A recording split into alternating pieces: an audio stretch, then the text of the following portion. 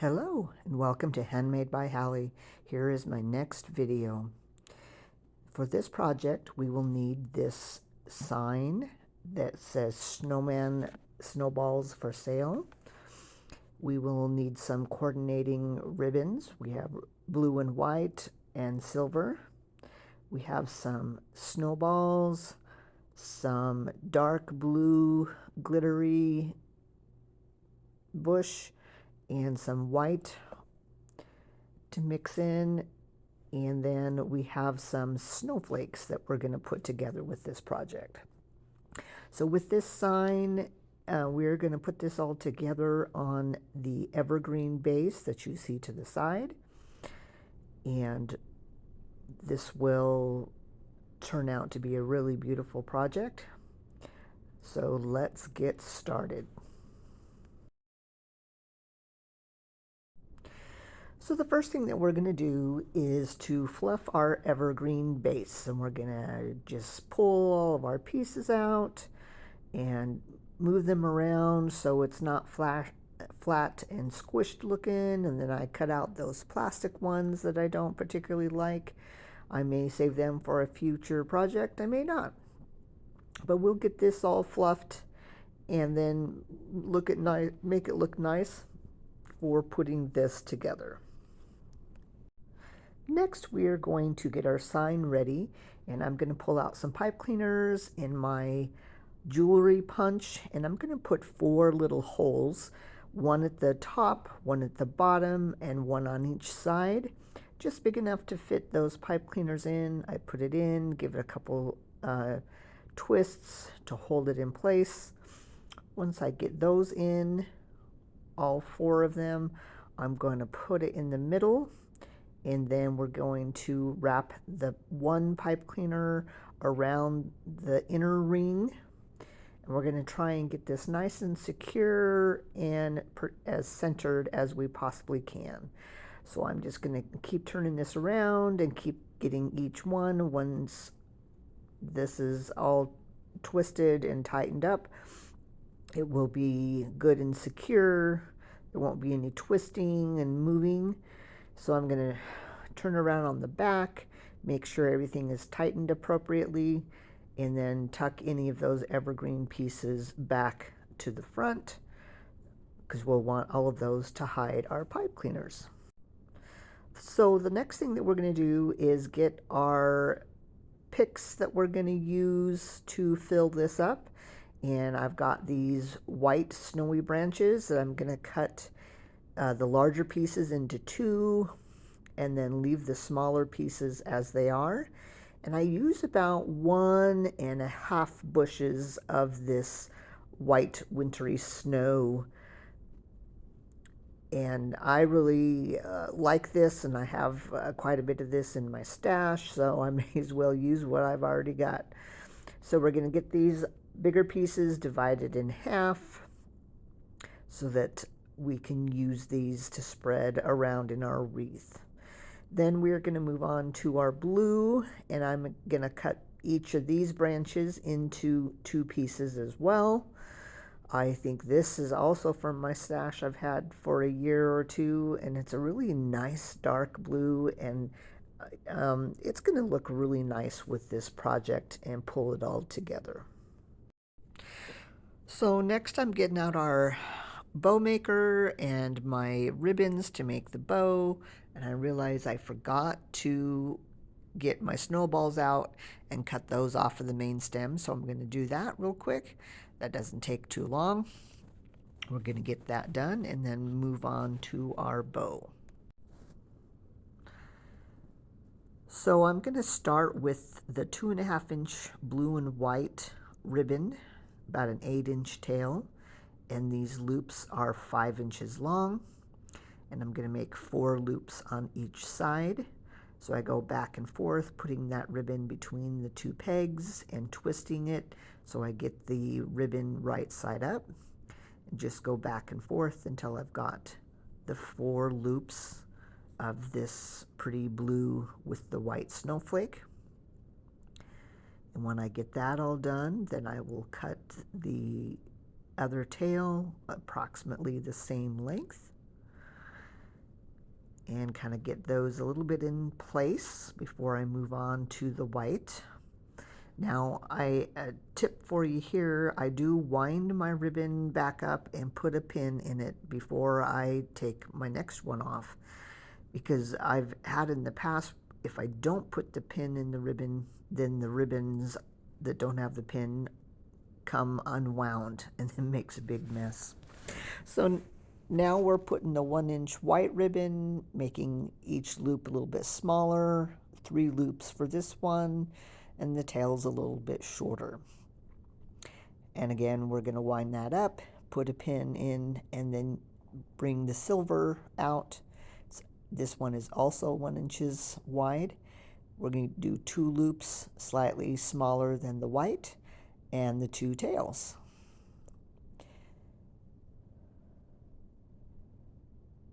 And after I get that done, I am going to get a zip tie out, and I'm going to put the zip tie around and just get it slightly connected so I can lift the bow off, put the bow maker away, turn the bow over, put the chenille stem in, and tighten the zip tie and cut off the tail. So now I'm going to go in and put in the white pieces that we've got cut apart, and then the blue pieces. And I'm not gluing things in quite yet. I'm going to get everything in place and then come back and glue it.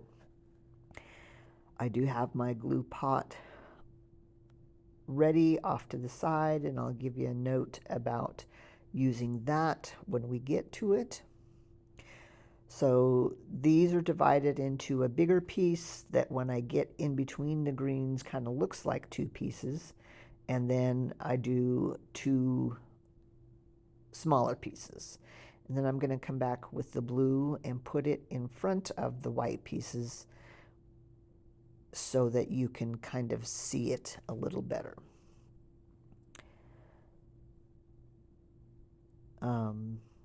I do want to try and use all the pieces that I've cut. I don't like to leave extra pieces laying around. No one likes to have 1 or 2 pieces laying around from a project, because then you have lots of little pieces lying around. Anyway, so we're going to go through and get this all filled up with the white and the blue, and then we're going to come in and get the snowballs in there too. So I take a quick look, check to make sure I like what's going on so far, make a couple adjustments, making sure I leave a spot for the bow.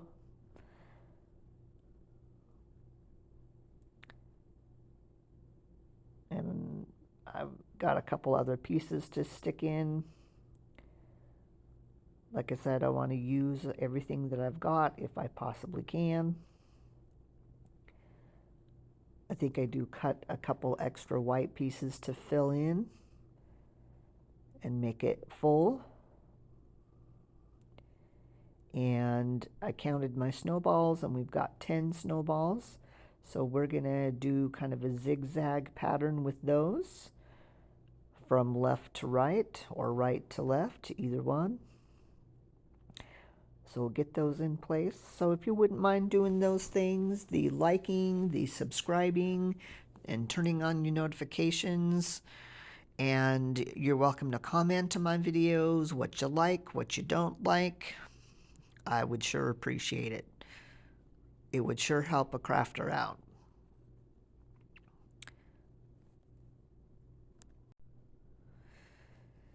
And now that I've got these all in place, I'm going to pull things out and start gluing.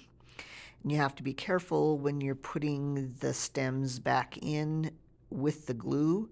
The glue will melt with the pieces of the pine, and that's one reason why this method works really well, because it sticks really well. But you also have to be careful to not stick your fingers into the glue, because it's melting with the green, and it's almost like it superheats together. So that's why I've got my needle nose plier there. Sometimes I can't push the piece in as far as I need to, so sometimes I use that to stick the piece back in without burning myself, because I have done that before and that is not fun. So we're just going to take our time and put everything back approximately where it was. Of course, it's not going to go back exactly the way it was, but that's okay. It doesn't have to be exact. See there, I'm using my needle nose pliers to get it into where I need it to go. Saved myself some blisters, because no one likes to have blisters when they're working on their projects.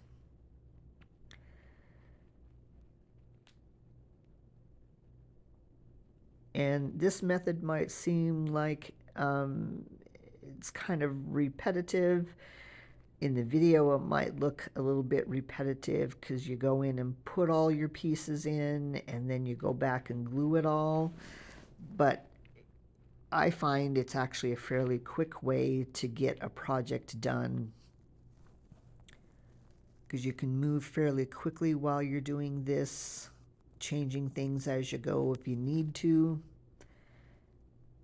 And in full, this project from beginning to end only took me about an hour. I do like to try and tell you about how long it takes me. The only time that wasn't included in that is pulling all my things together. I like to sit in my craft room and pull my signs and my different picks and ribbons and things and put them together in a basket or a box, so that I've got everything gathered, so when I can work on it, I've got it ready to go. That also helps me know if I need to purchase any additional items for projects. I did get lucky that on this project, these snowflakes that I end up putting in here, I did find at a local shop from another crafter that was selling some of her things for a really good price.